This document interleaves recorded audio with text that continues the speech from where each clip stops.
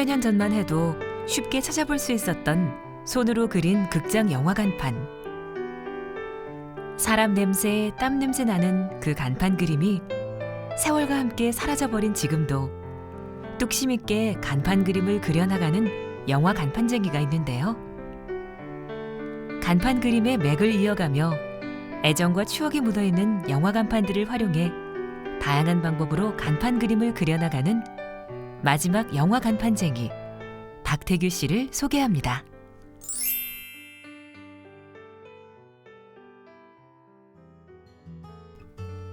광주에서 유일하게 남아있는 이 오래된 단일 개봉관은 전국에서 유일하게 간판 그림을 거는 극장입니다. 박태규 씨는 이곳에 간판 그림을 그리는 광주에서 홀로 남은 영화 간판쟁이죠. 이미 사양길에 접어든 지 오래지만 영화 간판의 맥을 이어가는 마지막 전달자라는 생각으로 꿋꿋하게 간판쟁이의 삶을 걸어가고 있습니다. 천박하게 부르면 뺑기질 한다고 하잖아요. 뭐 뺑기질 막 한다고 뭐 하기도 했었지만 이제 뭐 그런 건 어떻게 부르느냐 호칭은 그렇게 중요하게 생각을 하시지 않은 것 같아요. 우리가 뭐 주위에서 뭐 그걸 어떻게 뭐 부르고 그런 걸 떠나서 그래도 자기가 그걸 계속 지금까지 하고 있다는 거, 그걸 이제 자기화 시켜서 그걸 통해서 또 보여준다는 것 자체가 그것은 참 존중받아야 되지 않을까 하는 생각이 듭니다. 뭔가 이렇게 마지막이라는 느낌이 저한테 왔을 때 이것이 필요하구나라는 생각이 들면서 이 영화 간판의 어떤 장점과 요소들을 최대한 활용을 해서 저의 어떤 그 창작의 어떤 길 그리고 창작의 어떤 내가 삼고자 하는 어떤 내용을 같이 이렇게 결합을 시켜서 저에게 이제 뗄래야 뗄 수 없는 소중한 요소고 이것을 제 어떤 작품 창작에 활용을 해서 계속 이렇게 사람들과 소통하려고 하는 이렇게 만남을 가져가려고 하는 그런 의도를 갖고 있는 것이죠. 지금도 뭐 이 영화 간판을 선택한 거에 대해서는 뭐 후회하지 않고 이렇게 참 내 지점에서 이렇게 흘러가는 그 어떤 나의 모습 이렇게 생각하고 있어요. 한때 열정을 다해 간판 그림을 그려나갔던 그의 청춘이 묻어있는 극장의 미술실. 이제는 아무도 돌보지 않는 쓸모없는 창고가 되어버렸습니다. 미대를 졸업한 그가 화가라는 명함 대신 간판쟁이를 선택한 것은 거대한 캔버스에 그림을 그려보고 싶다는 동경 때문이었죠.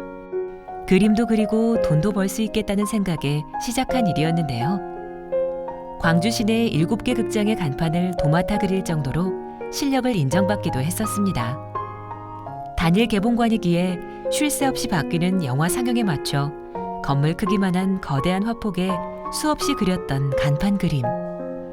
물감으로 쓰던 페인트가 마를 새도 없이 분주했던 시절도 있었지만 이제는 굳을 대로 굳어버린 페인트처럼 잊혀져 버린 현실이 안타까운 박태규 씨.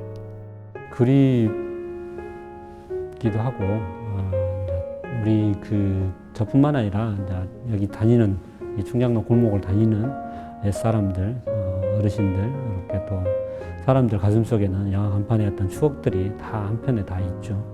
옛날에 극장의 어떤 이미지 그리고 극장이라는 것이 이제 영화만 보는 어떤 그런 것이 아니라 정말 문화 공간이 그거 외에는 많이 있지 않았기 때문에 그것이 유일하게 어떤 그런 소통의 장이었고 어떤 이 시기의 어떤 문화의 어떤 공간으로서 활동했던 이 지역의 어떤 작은 어떤 문화 공간으로서 영화뿐만 아니라 사람들과의 어떤 그런 소통의 관계의 어떤 장으로서 거기에 지점에서 영화 간판의 어떤 극장 미술의 어떤 지점은 되게 좀 효과적인 그런 상황이었죠. 그래서 지금 뭐 아쉽고 뭐 추억의 어떤 그런 부분은 많이 있죠. 그런 부분에서 보는 사람도 관객도 영화 보러 오신 분들도 마찬가지로 그런 어떤 느낌이 많이 들지 않을까 그런 생각을 합니다.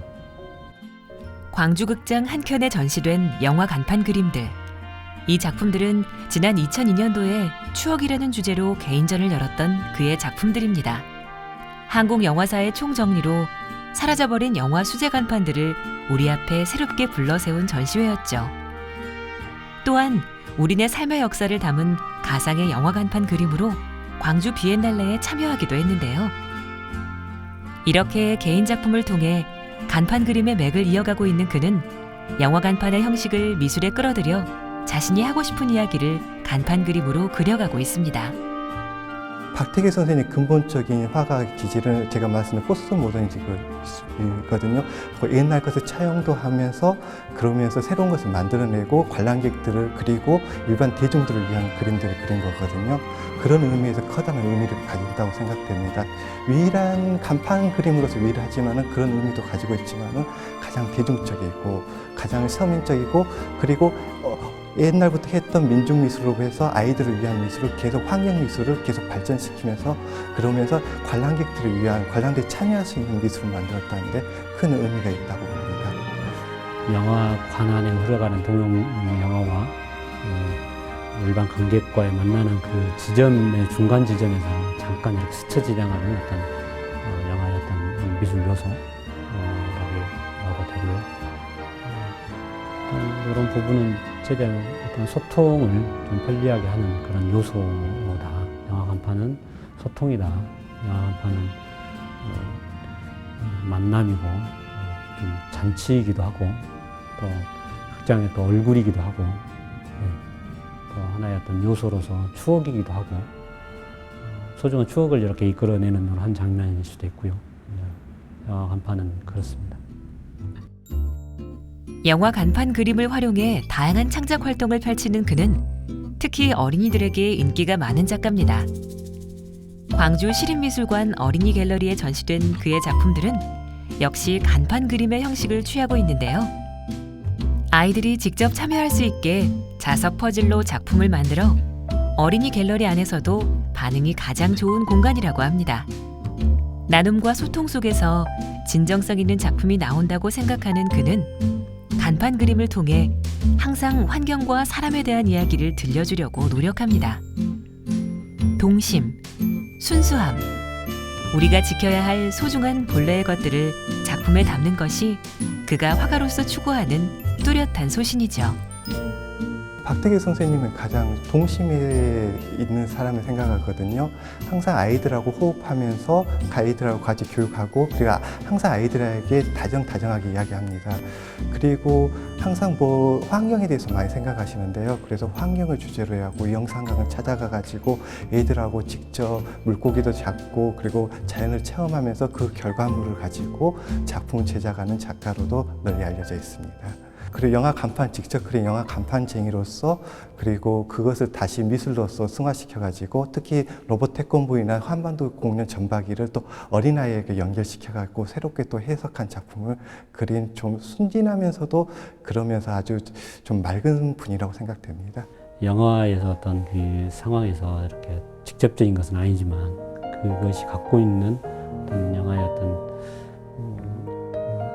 대중과 소통하려고 하는 그런 영화의 어떤 기본적인 것이 있기 때문에 뭐 나 혼자 보려고 영화 만들진 않잖아요. 그런 분도 계시겠지만 하여튼 뭔가 이렇게 자기가 갖고 있는 어떤 사상이나 철학을 영화를 통해서 영화의 어떤 하나의 장르를 통해서 뭐 희곡이나 뭐 액션이나 뭐 자기의 나름의 어떤 그런 걸 소화하듯이 저는 그 지점에서 영화의 어떤 그런 요소들을 차용해서 나눌 수 있는 어떤 근거들을 영화 간판 극장의 어떤 미술의 어떤 요소 이런 것들을 활용을 해서 소통을 하려고 하는 것이죠.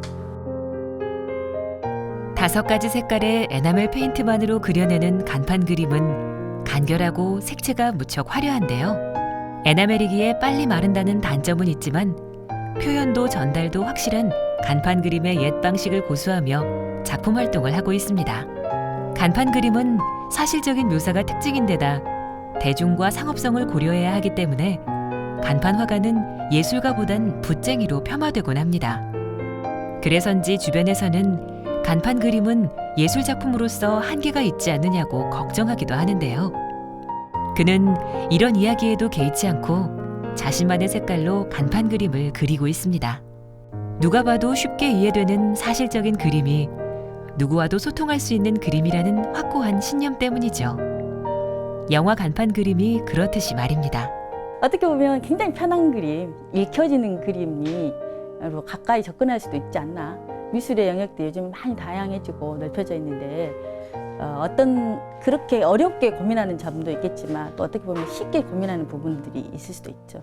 근데 작가는 그것 때문에도 고민될 수도 있어요. 왜냐하면 이것이 미술로 되어야 할 텐데 이게 어떻게 보면 사람들이 생각하는 상업적인 거, 낮은 단계의 미술 이렇게 생각할 수도 있는데 이게 미술이야 라고 생각할 수 있는데 그것을 미술로 끌어당겼을 때, 작품으로 끌어당겼을 때 보면 작가들이 굉장히 고민하지 않을까.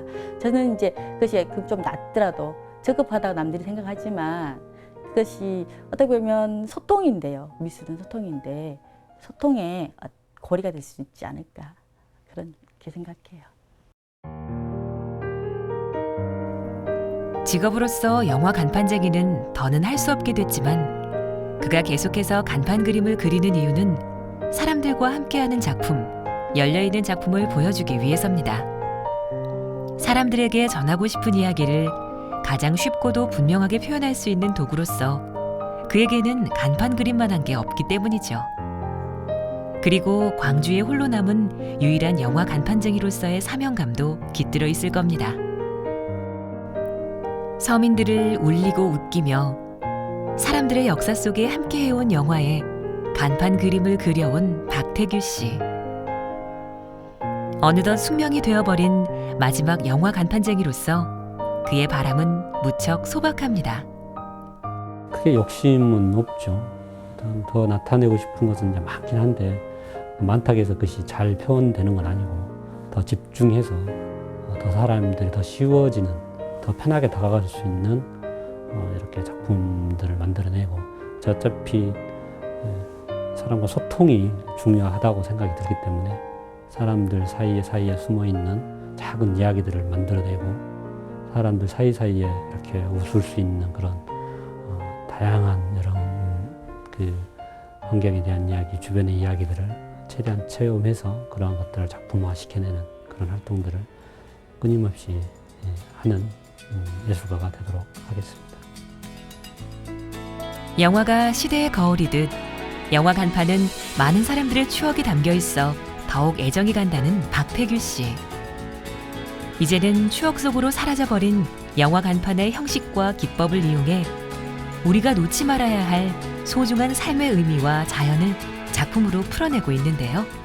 앞으로도 잊혀져버린 영화 간판에 또 다른 자신을 그려나가는 영원한 영화 간판쟁이로 우리 삶과 가장 가까운 그림들을 그려나갈 겁니다.